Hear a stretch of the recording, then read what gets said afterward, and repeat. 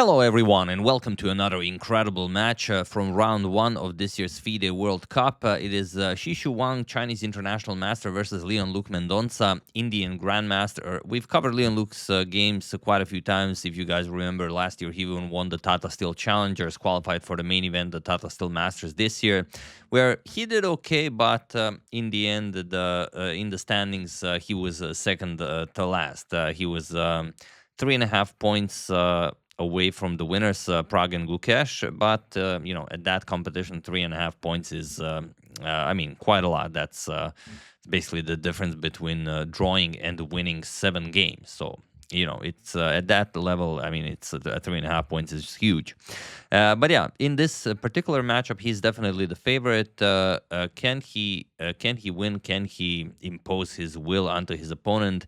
Like I said, international master Shixu Wang from China. Okay, more than 200 rating points difference, but game 1 was a draw where Leon-Luc had the white pieces, and now it's Shixu who has the white pieces. It's a crazy game. Many tactics were missed. You guys will have a chance to fill in where they fell short. Let's check it out and see why this game is so amazing.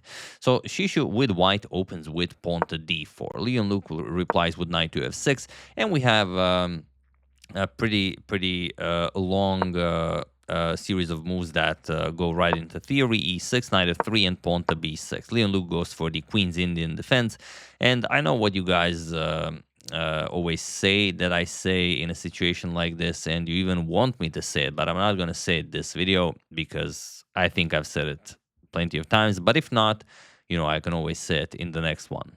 We have pawn to a3. This is the Petrosian variation against the Queen's Indian.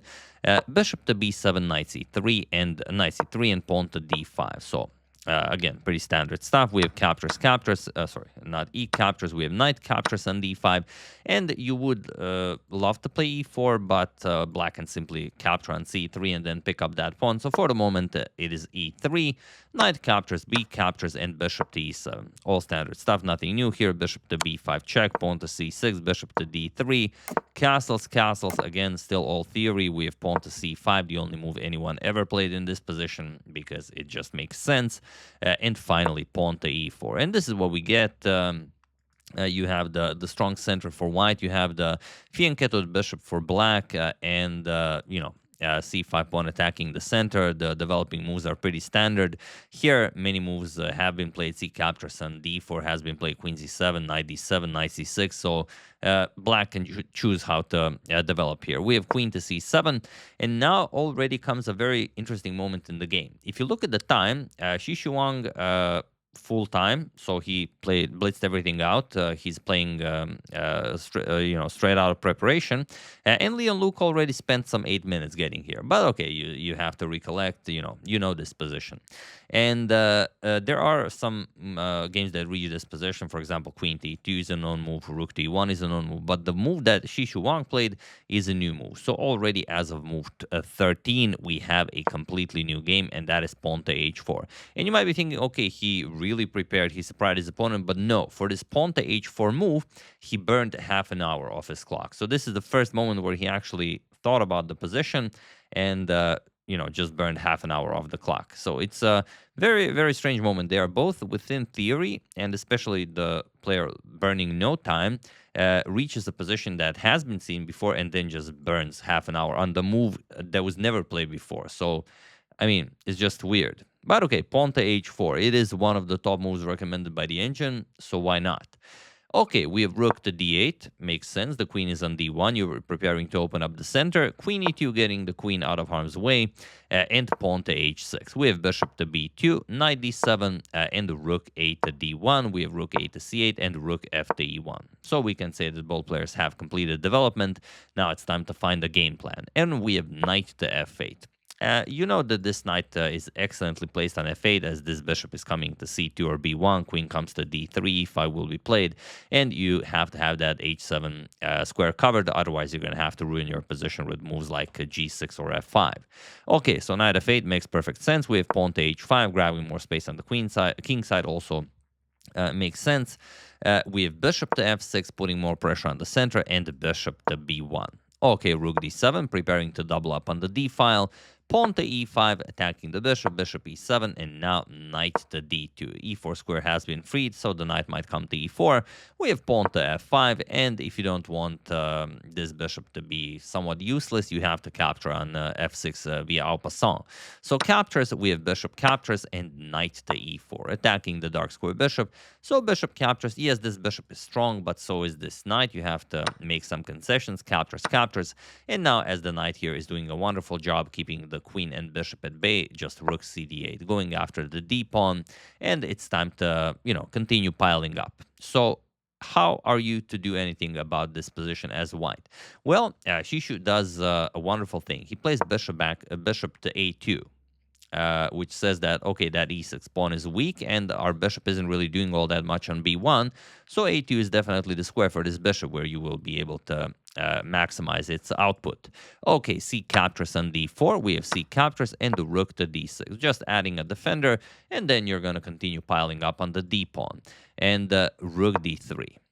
Where you really should unpin with king to h8. But here, Leon Luke played queen to d7, again adding another attacker to the d4 pawn. But here, white's position is actually winning, but it's not easy to find why.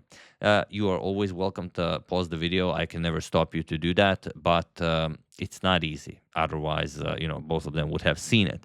So in the game, rook e to d1 was played. The move that wins on the spot is actually d5. But yeah, this is very, very hard to calculate. Point being that after e captures on d5, you're like, okay, so what are we doing actually?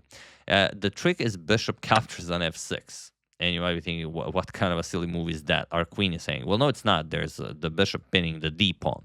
So you're going to have to capture here, and now rook g3 check. You're going to move the king to h8. And again, it seems like, yes, but how are we winning this? Well, there's queen f4.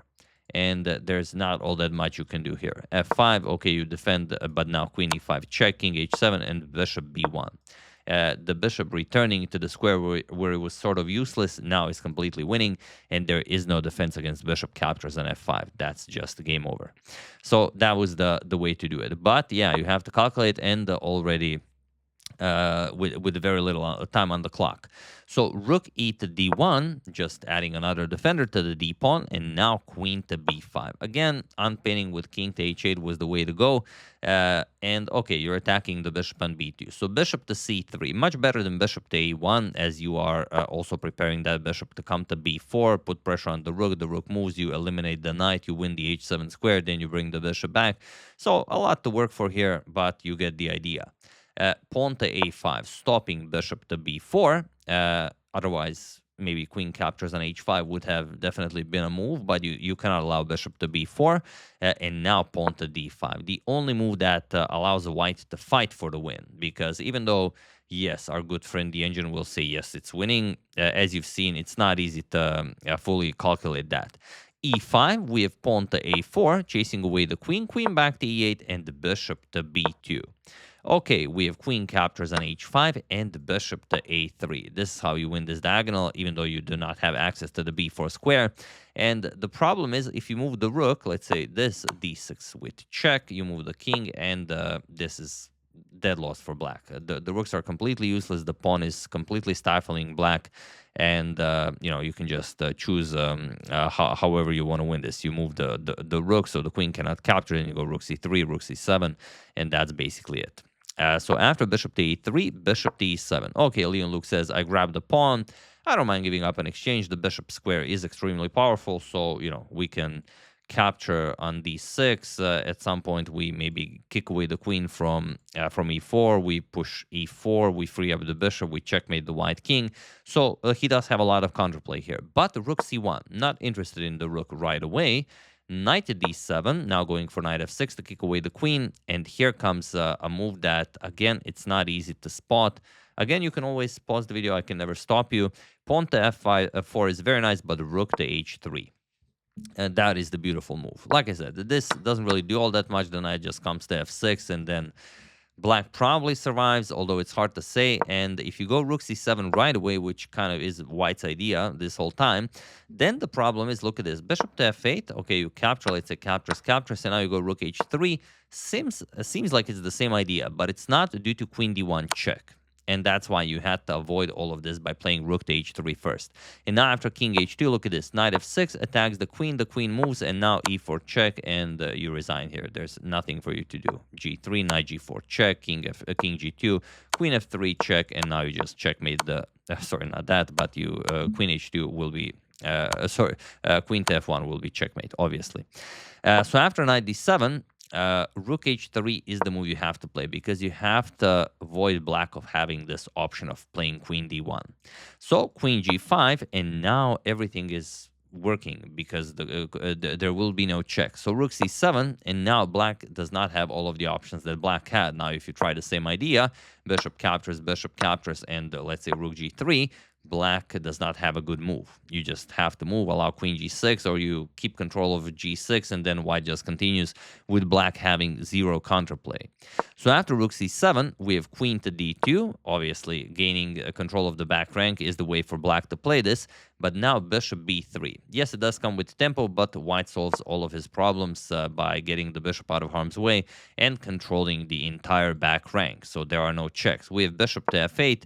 And now, well, you could capture here. Shixu said that, okay, he's going for checkmate. He doesn't need to capture material, which is not the most precise way to play. Knight f6 attacks the queen, and now queen g6 wins on the spot. But already very little time on the clock. He played queen captures on e5, which is also nice, but queen g6 is just, I mean, there's no move that black can play here.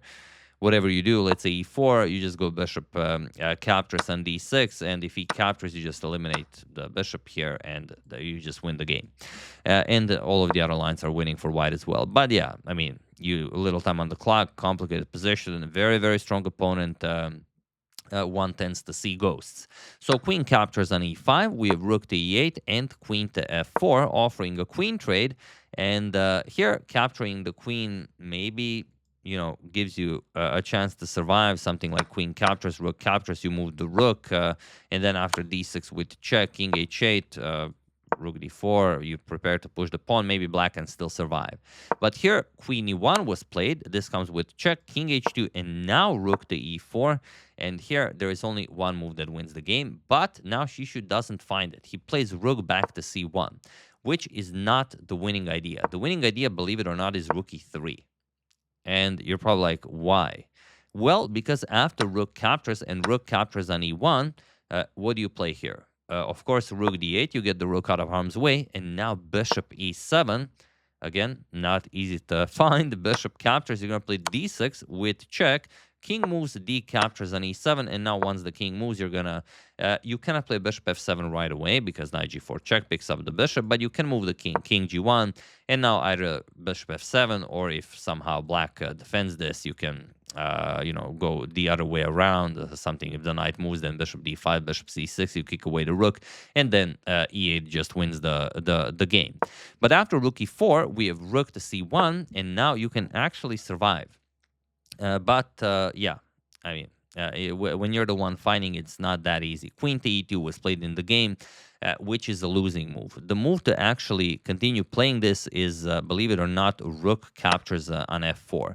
And now after rook captures on f1, you will capture on f3, g captures, and you move the rook, and white does not have a win here. d6 check, king h7, bishop to c2 check, you go back, king g8, no way forward. And you probably have to settle for a repetition here. So yeah, after rook c1, queen to e2 was played, and now the position is winning, but this is where the game really fires up. Bishop captures on d6, we have rook captures on f4, and now bishop captures on f4. Look at this, a beautiful queen sacrifice that leaves white with the passed d-pawn, bishop to c5, and now what do you play? Of course, pawn to d6 check.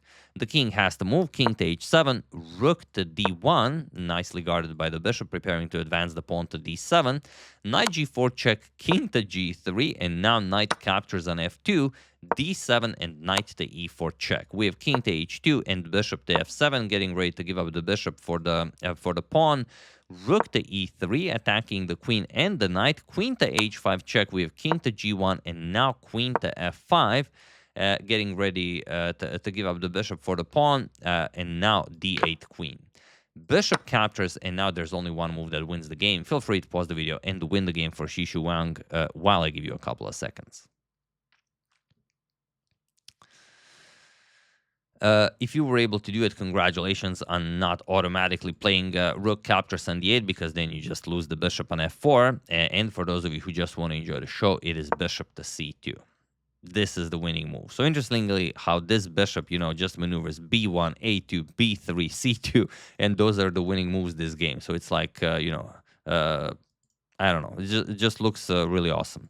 And the reason it's winning is that now if you capture on f4, you can play rook captures. And that's it. There's no square for this black queen to hide. Any move that the black queen chooses, the rook will just move, open up a discovery, and you're going to lose that queen. Or if you go something like queen to b8, okay, now you can't win the queen, but now you don't need the queen. Rook to e8 with check. What do you play? g6, rook d7 with check, only move bishop e7, and rook captures will be checkmate. So that's the problem. So you have to choose. Oh, and of course, there are other stuff being threatened here, like the bishop on d8. You just cannot keep defending everything. And also bishop captures on e4 will just win the queen on the spot. So g6 trying to preserve the black queen, but now rook captures on e4. Queen to c5 with check, king to h1, and bishop to f6, as that bishop is still hanging.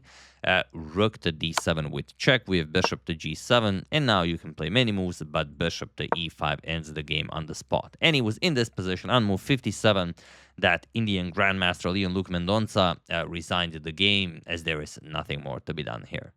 So yeah, I think this is the biggest upset match-wise of round one. Shixu Wang eliminates Leon-Luc Mendonca.